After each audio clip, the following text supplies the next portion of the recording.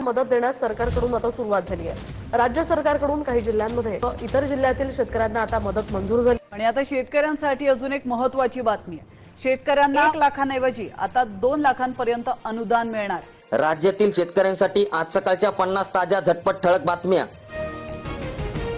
विमा कंपनीचा शेतकऱ्यांवर अन्याय, 15,200 रुपयांच्या हप्त्याला फक्त 5,994 रुपये भरपाई। अतिवृष्टीग्रस्त शेतकऱ्यांना मदत देण्यास सुरुवात झाली। 480 कोटी रुपये वाटपास मंजुरी। महाराष्ट्र शासनाचा GR देखील आला आहे। कोणत्या जिल्ह्यातील शेतकऱ्यांच्या खात्यात आज अनुदान जमा होणार, जिल्ह्यांची यादी आपण पुढे या व्हिडिओमध्ये पाहणार आहोत। कापूस पिकाचा बागायतीमध्ये समावेश करा, मुख्यमंत्री देवेंद्र फडणवीस यांच्याकडे आमदार राजेश विटेकर यांच्या शिष्टमंडळाची मागणी। समाज माध्यमांवर संभ्रम, लक्ष्मीपूजन 21 ऑक्टोबरलाच।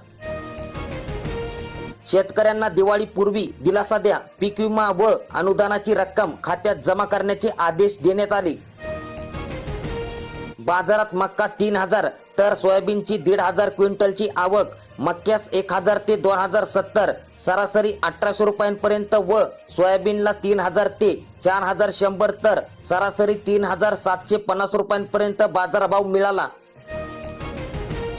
अतिवृष्टीग्रस्तांना 480 कोटी रुपयांचा निधी वाटपास मान्यता देण्यात आली। महाराष्ट्र शासनाचा GR आला, या ठिकाणी तुम्ही बघू शकतात।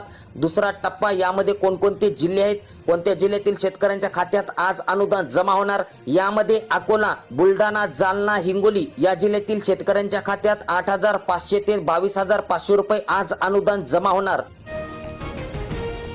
राज्य सरकारची मोठी घोषणा, अंगणवाडी सेविकांना मदतनीसींना मिळणार 2,000ची भाऊबीज भेट, मोठी घोषणा।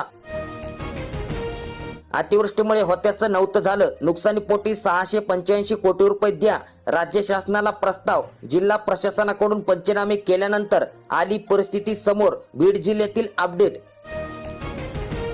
शेतकऱ्यांच्या विदेशी दौऱ्यासाठी आता अनुदानामध्ये दुप्पट वाढ करण्यात आली। 2 लाख रुपये अनुदान विदेश दौऱ्यांसाठी आता शेतकऱ्यांना मिळणार।